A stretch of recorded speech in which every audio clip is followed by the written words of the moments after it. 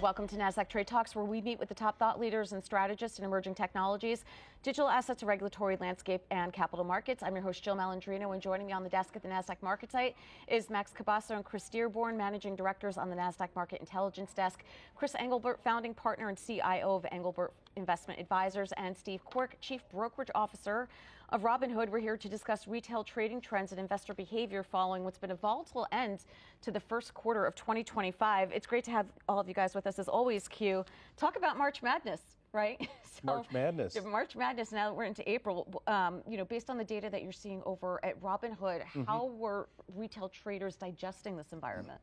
If you think about the retail, and maybe I'll just quick give a summary of what our customer base looks like, because it's probably pretty informative on how they behave, particularly when we see volatility.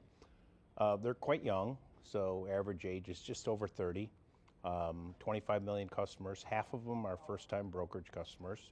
So I bring that up because if you think of the markets that they've experienced, when they've experienced downdrafts in the market, they've been rewarded by stepping in and purchasing, especially in the names that are really beaten down. And that goes all the way back to COVID.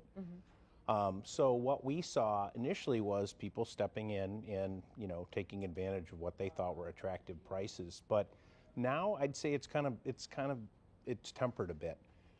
Because I think that there's less certainty that they understand what's really going to be the ramifications of all the things that are happening with tariffs or whatever it is that geopolitically is happening. So we've seen more of what I'll call a balance, between buying and selling, and that even applies to the the Mag 7 and all the most popular names. The most popular names in the market are the most popular names at Robinhood, generally speaking.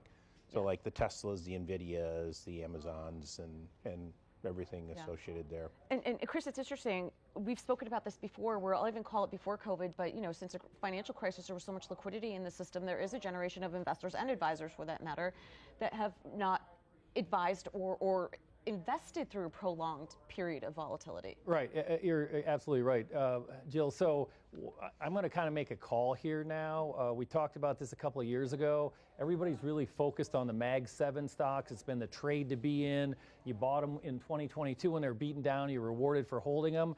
Very similar, and obviously the younger investors need to go back to the 60s and 70s and look at the Nifty 50. There was periods of time where the Nifty 50, the one decision stocks were bought, they rallied, people made money. Well, then they sold off. They recovered, then they sold off, and eventually that money dissipated and went to other areas of investments. Same thing we think is happening with the Mag 7. At the peak might have been January of 2025, because in the last downtrend, those names have been hit very hard.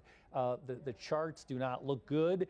I would not be surprised to see some good snapback rallies. But again, the amount of money that's flowed into those Mag 7 stocks has been generational. And at some point, when the returns aren't there, younger investors are going to realize that they might be sitting on dead money for 2, 3, 4 years. Yeah, but Chris, every generation goes through a learning experience such as this. So this is when you see innovation come out of more volatile environments. This is when, lessons are learned. Even if you think about the composition of the S&P 500 as an example, it was heavily weighted to energy and financials, let's call that 20 years ago. Now it's largely tech. So there's going to be a natural evolution. The evolution continues to happen when you look at investors making choices with their money. You've made money in a certain sector, a certain area, a certain space, whether it's Bitcoin, whether it's the Mag 7, whether it's any of the other items that come up, and now you're looking for the next meal.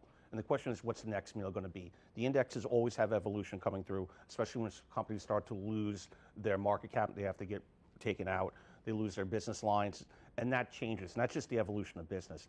With the retail investors being so involved in the marketplace since COVID, really Robinhood kind of revolutionized that, and COVID just kind of moved it ahead a lot quicker. It would have got there.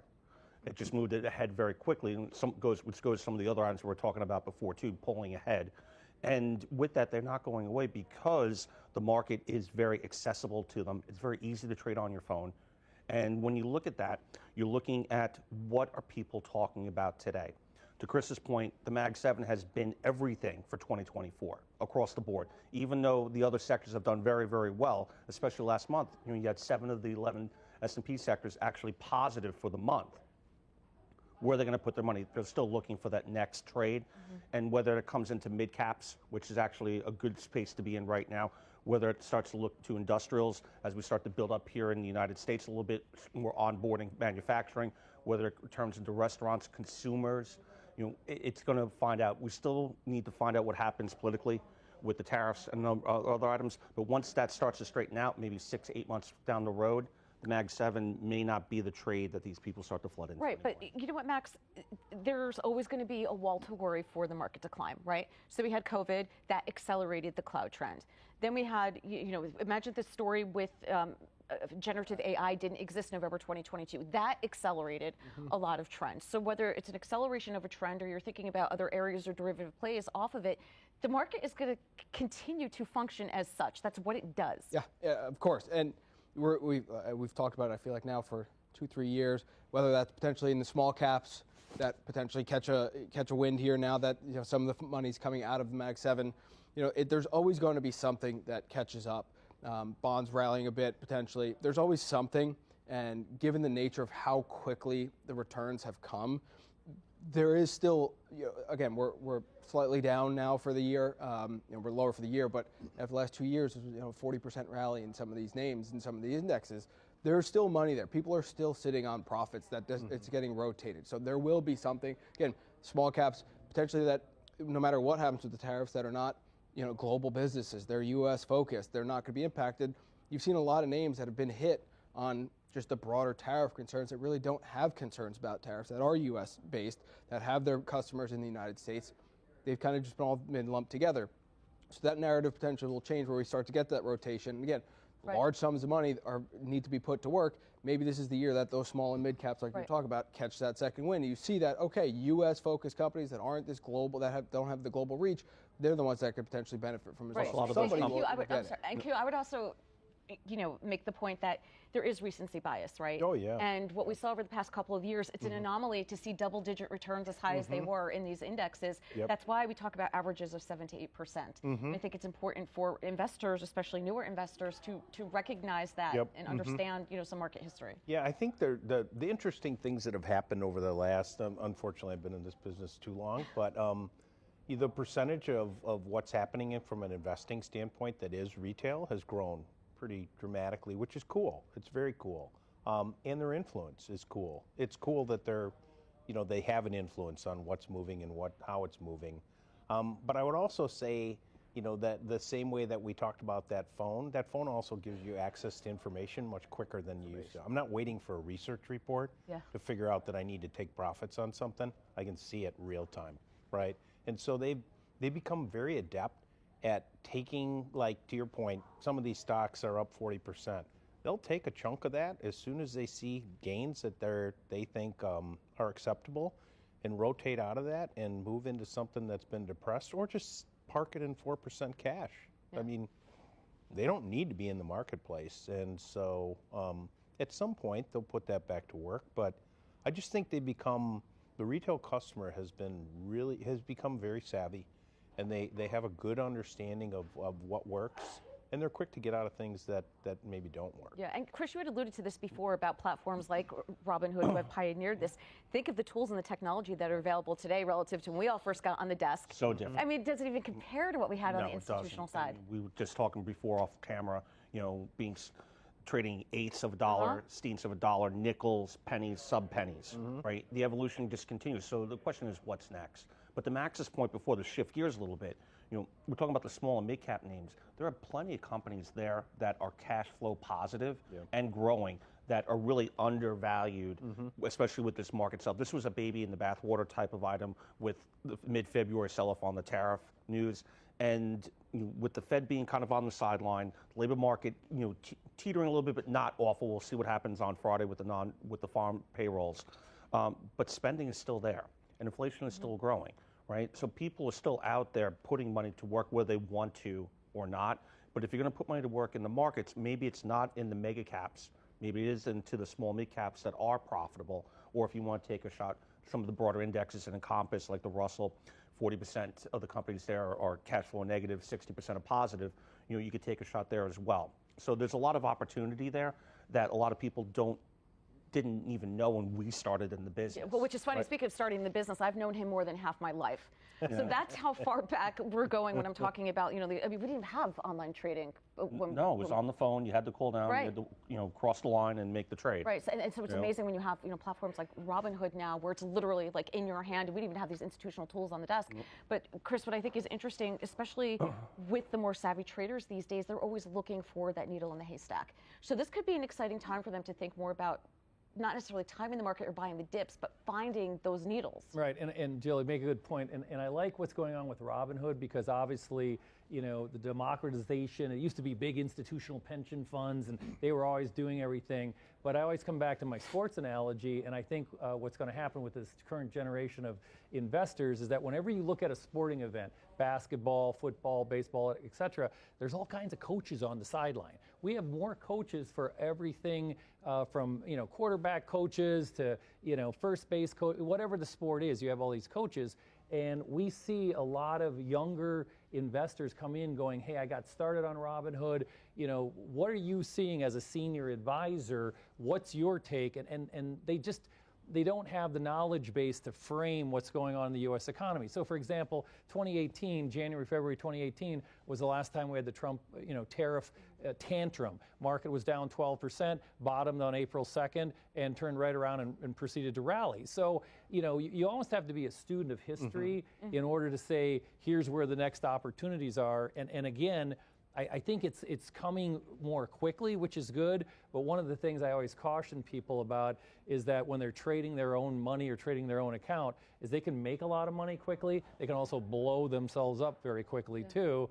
And the question is going to be, how does this next generation of investors avoid the blow-ups, from leveraged products, high beta stocks, et cetera, and maybe they need a coach helping them on the sidelines. And Max, Chris makes a great point, and we've spoken about this, on one of these segments before, that we knew for 2 years tariffs could be coming, right? So December 18th, when you got that 20% drop, we saw some volatility. Perhaps ripping the Band-Aid off as 2.0 took place, and you kind of flush it all out of the system, makes you wonder what those opportunities look like on the other side as well. Yeah, for sure. I mean, that's the whole talk has been just this uncertainty. Once it actually gets flushed out, I think that's why today at 4 o'clock will be kind of a big moment. We have such bearish and negative sentiment. We're not really seeing it with the market in the sense of people actually trading it. You're not seeing vol go through the roof. It's actually started to decay. You see these kind of spikes in the morning of vol, and then they really decay throughout the day, and the market starts to rally. But it's been a lot of just talk and sentiment, it seems like, about the tariffs. But again, let's see what happens in a month or two, if anything is actually still in play. But again, we have this big event at 4 o'clock.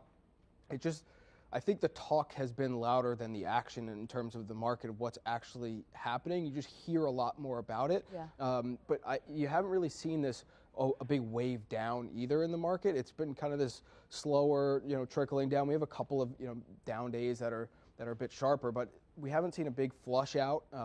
Again, I think 4 o'clock. There's been no capitulation. I think the 4 o'clock announcement, we'll see what it could be a sell the news. Like, buy the news kind of event. Steve, I mean, there's so much negativity. I think you guys are like one important point that is. I'm going back to this phone again. I can't get off this phone. Like my kids. The other thing that does is give you access around the clock, and now we have 1,000 symbols that trade around the clock. This is happening right as the market closes. Yes. When the person dings the bell, right? That's not really when the market closes. The market doesn't need to close, right? So if I have market moving news, which is going to happen probably all night because they'll analyze everything that happens, and you're going to see moves in individual names, in indexes, in everything, currencies, everything. And being able to either hedge or take advantage of those opportunities around the clock is something that, we deliver to people because they don't want to wait till tomorrow morning to take advantage or hedge themselves. That's not going to help them.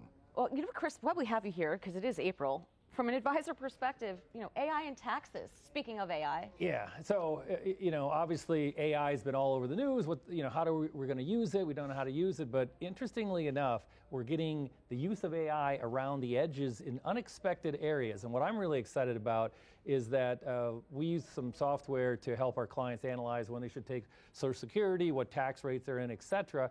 Well, all these software products are being updated where you can literally take your 1040 form, PDF it, scan it in, the AI will read your PDF of your tax return and say, hey, Jill, here's what happens to your taxes if you increase your 401k contribution or if your spouse makes an IRA contribution. Now, as an advisor, we preach doing this all the time, and people are kind of like fuzzy on the math. They're like, what does it mean? And they don't really understand what it means until the next year when they're doing their taxes. But if we can analyze, and again, we're not trying to take business away from CPAs. What we're really trying to do is create a strategy for somebody to maximize their retirement in the future. And if we can provide a tool where, like, hey, you know, Jill, if you put an extra X dollars in your 401k or IRA, it's going to save you these are the dollars it's going to save you. And so we're very excited about that trend, helping the advisor help the client, because obviously the tax code is unbelievably complicated.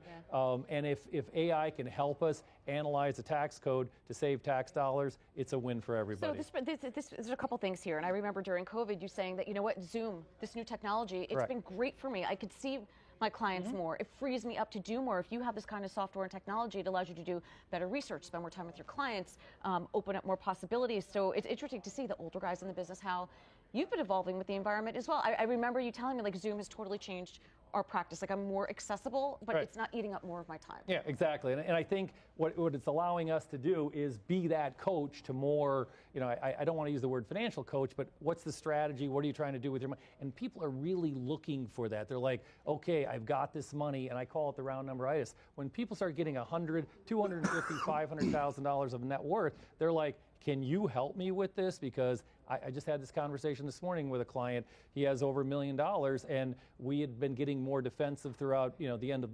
2024, and he thought that he didn't have enough, you know, playing defense with bonds. He's like, wow, I'm really surprised. This is great, and that's very fulfilling as an advisor when your clients realize, you know, what you're doing with their portfolio to help them achieve their long-term goals. Yeah, and that's a great point that you make. And the two of you are about to wrap up here, so keep these at about 30 seconds each. But you deal with NASDAQ-listed issuers or other companies that list on our exchange. Chris, covering consumer, anything that you're hearing from the corporate perspective in terms of how they're interpreting the environment? It's mixed, but real quick on that point, we have a lot of conversations, especially post-earnings and then in the downdrafts over the last couple of weeks. One question we continue to get is, who's selling the stock? And I'm like, it's not your shareholders. You're not seeing a churn of the major holders of these companies selling out and capitulating yet, which tells you that the institutional investors think that things are not what they appear on TV. So what does that mean then? If it's not your shareholders, what does that mean? It's directional. It could be retail. It could be macro. It could be hedge. It could be any other items, but it's not your main 20, 30, 40 top holders in the stocks. They're not rotating out. Would you call that the hot money? I mean, yes. Yeah, okay. Yes. Yep. 100%. Yep. Yeah, it seems like it's more trading than investing, where you're seeing the type of brokers that are involved in the trades. It's a lot of program trading. It's a lot of technicals, short term, in and out. You're not seeing a big churn in the actual investor base. It's a lot of, hey, this is an opportunity for a short term trade. It feels like it's a stock picker's market right now. Trade. Technical trades in so the the money's short term. still in the market, which Money's is what still you in the want market. to see. It's not like, you know, more money's going to the Volume's still there. It's not great all the time, but volume is still pretty good. But to Max's point, we were talking before, that capitulation where longer-term shareholders say, you know what, I got to cash out here. It hasn't happened. And that's a big difference. That's telling me that the institutional players, while not adding at these lower prices, are still involved in the market, but just waiting for the market to turn to where they want to be. All right, and we'll leave it on a positive note. Appreciate everyone's insight. Thanks for joining us on Trade Talks. I'm Jill Malandrino, Global Markets Reporter at NASDAQ.